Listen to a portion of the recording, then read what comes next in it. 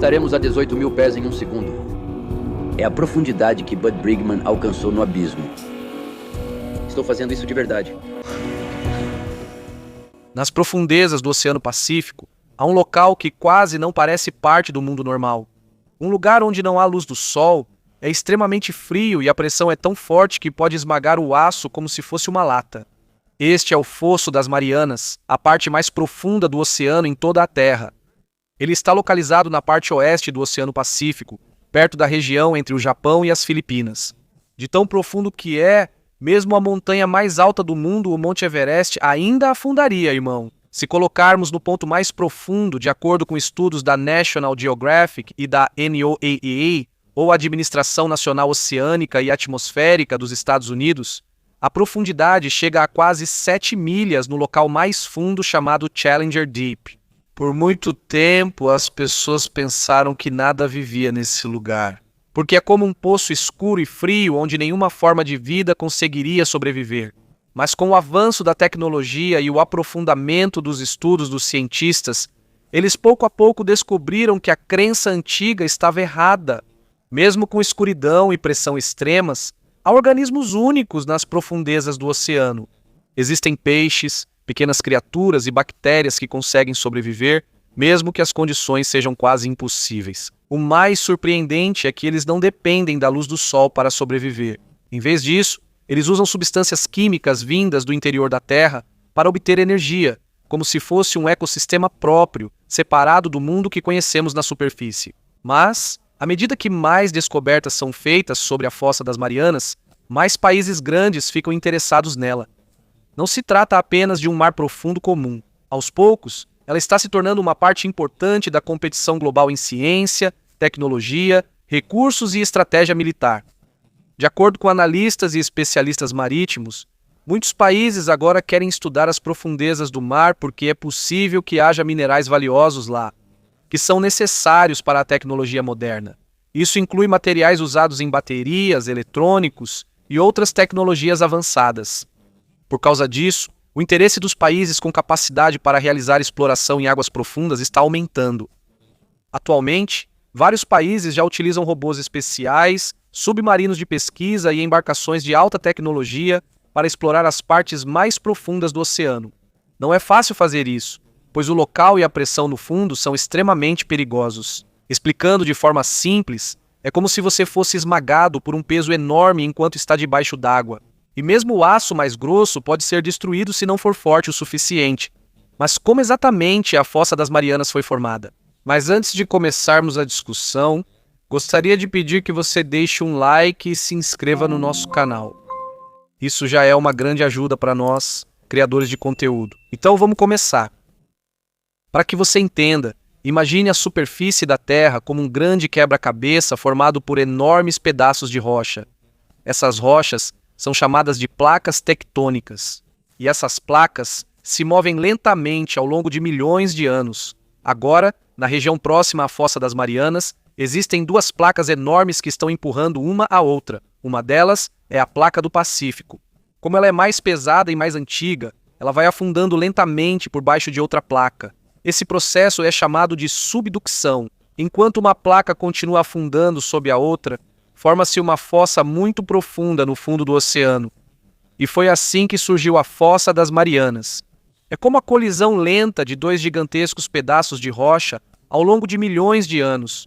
Não é algo que acontece de repente, é um processo lento, mas o impacto na forma do nosso planeta é imenso. Em 1975, os exploradores tentaram pela primeira vez medir a profundidade da fossa usando apenas uma corda longa e um equipamento pesado, a partir do navio HMS Challenger da Grã-Bretanha.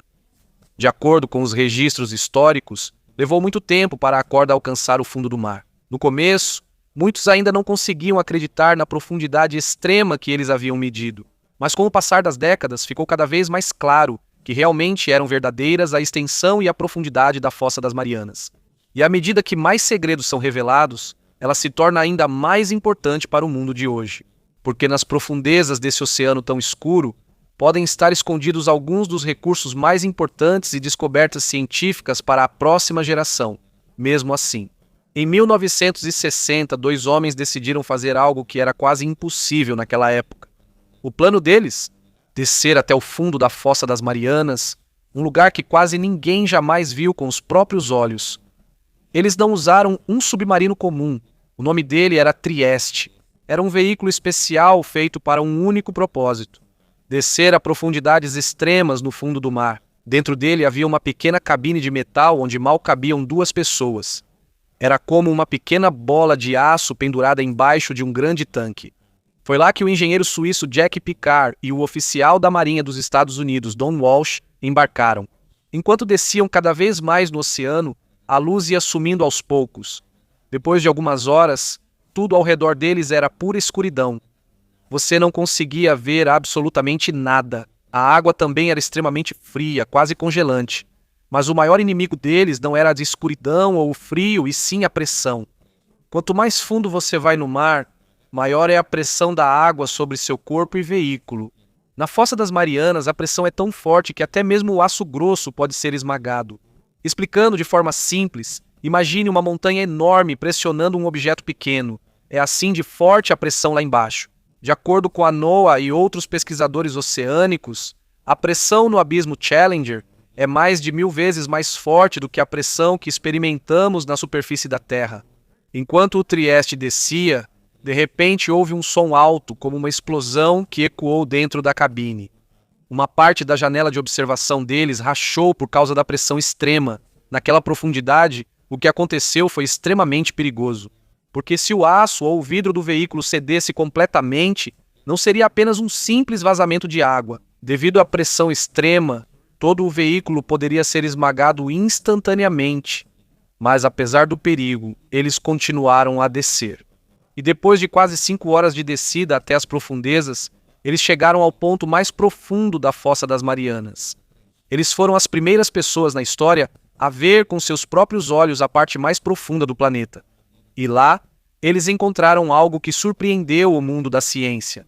Havia vida ali. De acordo com relatos e registros históricos, eles viram um organismo se movendo no fundo do mar. Por causa disso, começou a mudar a antiga crença dos cientistas de que era impossível existir vida em um lugar como aquele.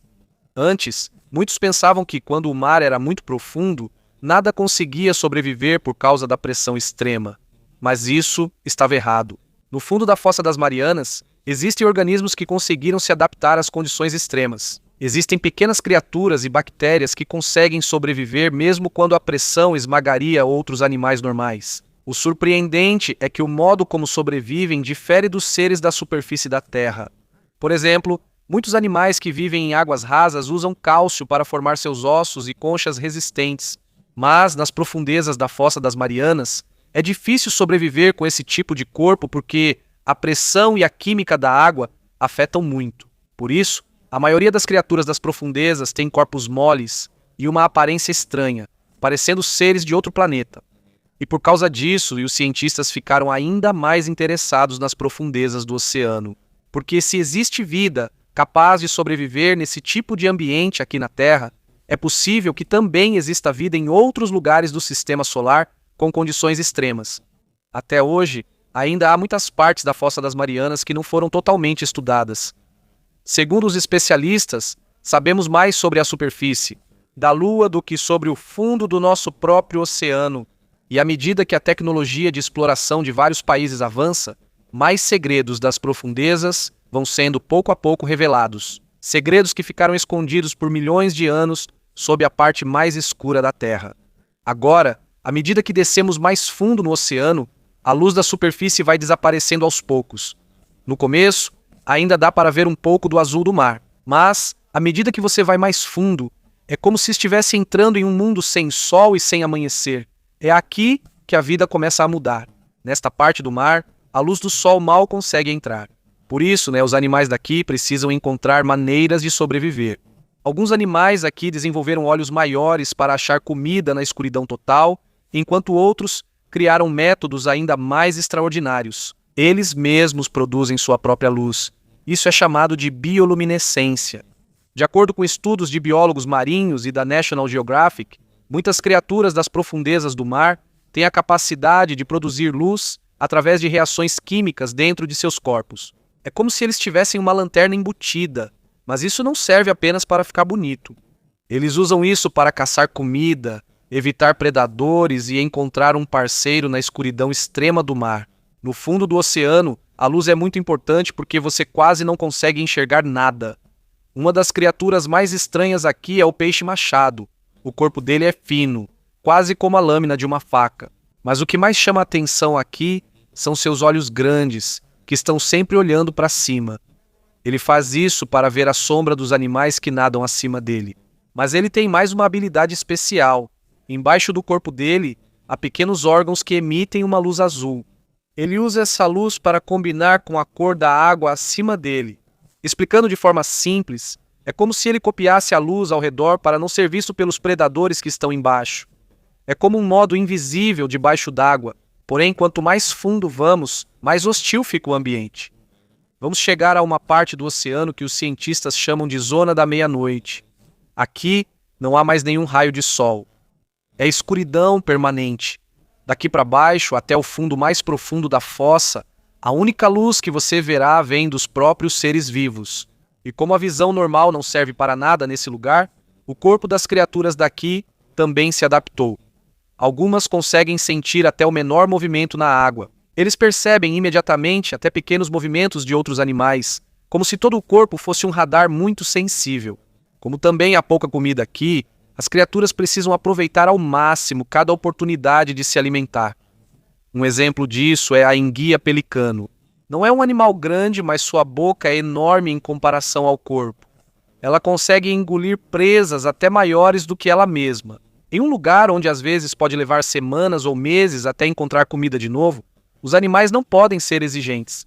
Quando aparece comida, eles precisam comer imediatamente. Nas profundezas desse lugar, as regras da vida são realmente diferentes.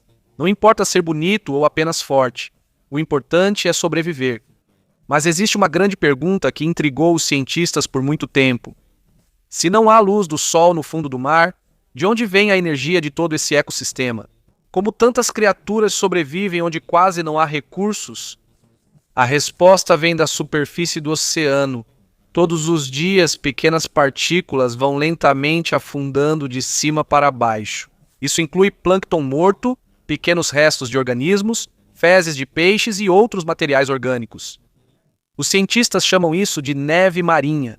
É como uma chuva lenta de pequenas partículas de alimento vindas da superfície do mar. Mas, de acordo com estudos, a maioria disso já é consumida por outros animais antes mesmo de chegar ao fundo do mar. Por isso, realmente sobra muito pouca comida para as criaturas das profundezas. Mas, às vezes, uma bênção muito maior chega. E é aí que o fundo do mar se transforma em uma verdadeira festa. Quando uma grande baleia morre e afunda no fundo do mar, ela se torna uma fonte enorme de alimento para as criaturas das profundezas. Isso é chamado de queda de baleia. Pesquisadores dizem que o corpo de uma baleia morta sustenta muitos organismos por muito tempo. Necrófagos, como tubarões e moreias, chegam primeiro. Durante um longo período de tempo, os primeiros a chegar são os necrófagos, como tubarões e grandes peixes. Depois vêm os caranguejos, vermes e outras pequenas criaturas que se alimentam da carne que restou. E quando quase só restam os ossos, ainda existem organismos especiais que conseguem se alimentar do próprio esqueleto da baleia. Quase nada é desperdiçado no fundo do mar. Em um lugar onde é muito difícil sobreviver, cada porção de energia é valioso. E por causa disso, os cientistas comprovam ainda mais que mesmo nas partes mais escuras e perigosas da Terra, a vida sempre encontra um jeito de continuar. Apesar disso, o mundo sob a fossa das Marianas é ainda mais profundo do que a maioria das pessoas imagina. Além do fundo do mar comum, existe uma parte ainda mais extrema do oceano que parece quase um mundo separado. É o que os cientistas chamam de Zona Hadal. O nome vem da palavra Hades, que na mitologia antiga se refere ao submundo ou ao mundo dos mortos. E esse nome combina perfeitamente, porque nesse lugar quase não existe vida normal em comparação com a superfície da Terra.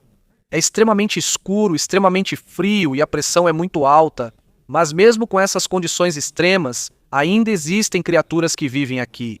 Uma das descobertas mais incomuns dos cientistas é o peixe-caracol da Fossa das Marianas.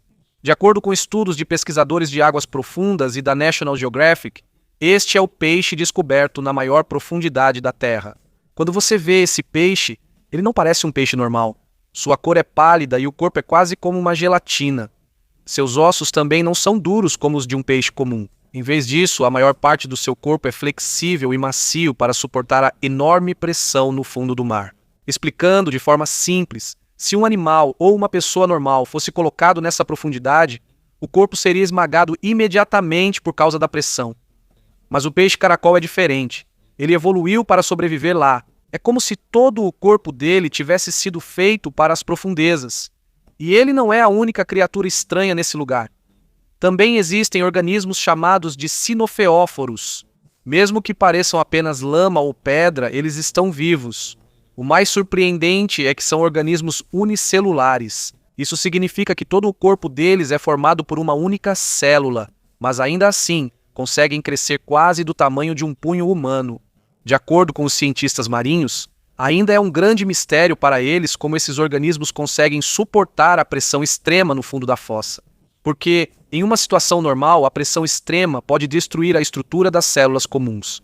Mas no fundo da Fossa das Marianas, parece que outras regras da vida prevalecem. Há micro-organismos nas profundezas que sobrevivem sem luz solar, alimentando-se de substâncias químicas vindas do interior da Terra. Esta é uma das descobertas mais importantes da ciência do oceano profundo, porque mostra que é realmente possível que organismos sobrevivam mesmo sem a luz do Sol. Na superfície da Terra, a maior parte da vida depende do Sol. As plantas usam a luz solar para produzir energia. Depois, outros animais comem essas plantas e assim o ciclo da vida continua, mas nas profundezas da fossa, funciona um sistema diferente. Aqui, existem organismos que usam substâncias químicas vindas do interior da Terra como fonte de energia. É como se o próprio planeta estivesse alimentando eles. E por causa disso, os cientistas ficaram ainda mais interessados na possibilidade de existir vida em outros planetas ou luas do sistema solar. Se há vida que sobrevive a esse ambiente na Terra, talvez isso também ocorra em locais sem luz solar, mas com oceanos subterrâneos ou atividade química. Mas à medida que as pessoas estudam mais profundamente a Fossa das Marianas, outra coisa também começa a mudar. Aos poucos, está se tornando o centro da competição global pelas profundezas do oceano. Antes, ciência e exploração eram os principais motivos pelos quais os países queriam estudar a Fossa das Marianas. Mas agora, o assunto é muito maior. Agora, isso inclui recursos, tecnologia, estratégia militar e controle do mar profundo. Durante muitas décadas após o mergulho histórico do Trieste em 1960 poucos, conseguiram voltar ao ponto mais profundo da fossa, porque a missão é extremamente cara e perigosa. Afirmam que áreas do oceano profundo são mais difíceis de alcançar que a Lua, mas a atenção do mundo começou a voltar para esse lugar em 2012, quando o cineasta James Cameron realizou uma missão solo nas profundezas do mar. De acordo com reportagens da BBC e da National Geographic, ele conseguiu chegar com sucesso ao Challenger Deep, usando um submersível especialmente projetado. Depois, o interesse pela exploração em águas profundas aumentou novamente. Depois dele, o explorador Vitor Vescovo também realizou várias expedições na Fossa das Marianas desde 2019. Mas enquanto outras missões foram financiadas por exploradores privados, a China está seguindo um caminho diferente. Em 2020, de acordo com relatórios oficiais chineses e cobertura internacional, o submersível chinês Fan do Fengduje chegou à Fossa das Marianas. É um veículo avançado de exploração em águas profundas, feito para missões extremas de exploração. Mas o objetivo da China não é apenas uma simples visita. Analistas dizem que eles priorizam manter presença de longo prazo nas águas profundas. Em vez de apenas uma grande missão, eles estão usando mais veículos subaquáticos autônomos, ou AUVs. São robôs que conseguem trabalhar debaixo d'água por longos períodos, mesmo sem pessoas dentro. Eles conseguem criar mapas do fundo do mar, analisar sedimentos e coletar uma enorme quantidade de informações sobre o fundo do oceano. Como custam menos que missões tripuladas tradicionais, podem ser usados mais vezes e em maior número. Por causa disso, o fundo do mar está se tornando gradualmente uma nova fronteira estratégica. Não se trata mais apenas de descobrir animais exóticos. Em vez disso, está começando também a se tornar uma disputa por dados, recursos, tecnologia e influência na parte mais profunda do planeta. Mesmo assim, enquanto mais países enviam robôs e submarinos para as profundezas do mar, está mais claro agora que não é só a ciência o motivo pelo qual o interesse na Fossa das Marianas e na exploração do mar profundo está crescendo. Muito está em jogo aqui, e um dos motivos mais importantes são os recursos. Sob as vastas áreas do oceano profundo, existem pedras estranhas espalhadas pelo fundo do mar. Elas não parecem especiais à primeira vista, porque parecem apenas pedras pequenas ou batatas comuns deitadas no fundo do mar. Mas, de acordo com relatórios da Reuters, BBC e da Autoridade Internacional dos Fundos Marinhos, essas pedras contêm metais valiosos como níquel, cobalto e manganês e são extremamente importantes no mundo moderno. Esses metais são usados na fabricação de baterias para veículos elétricos, smartphones, turbinas eólicas e outras tecnologias necessárias para a energia renovável. Explicando de forma simples, à medida que o mundo migra para a energia verde e tecnologia elétrica, a demanda por esses metais também aumenta. Por isso, para alguns países e grandes empresas, o fundo do mar parece uma nova mina do futuro, mas há um grande problema. Os cientistas ainda não têm certeza sobre qual será o impacto da mineração nas profundezas do mar. Pesquisadores e grupos ambientais afirmam que ecossistemas das profundezas se formam lentamente. Por isso, quando uma parte do fundo do mar é danificada pela mineração, pode levar muito tempo para se recuperar. E como ainda há muito que não sabemos sobre a vida no fundo do mar, existe o receio de que organismos que nem sequer foram totalmente descobertos pela ciência possam ser destruídos rapidamente. Mas seriam apenas os recursos o motivo pelo qual o mar profundo é importante? Não. Existe outra questão ainda mais sensível e delicada: comunicação e o sistema global de internet.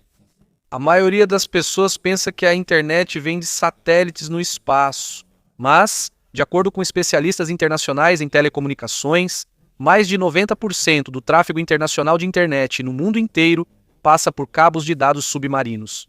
Esses são longos cabos de fibra óptica que ficam debaixo do oceano. É como uma rede gigante de cabos que conecta diferentes países.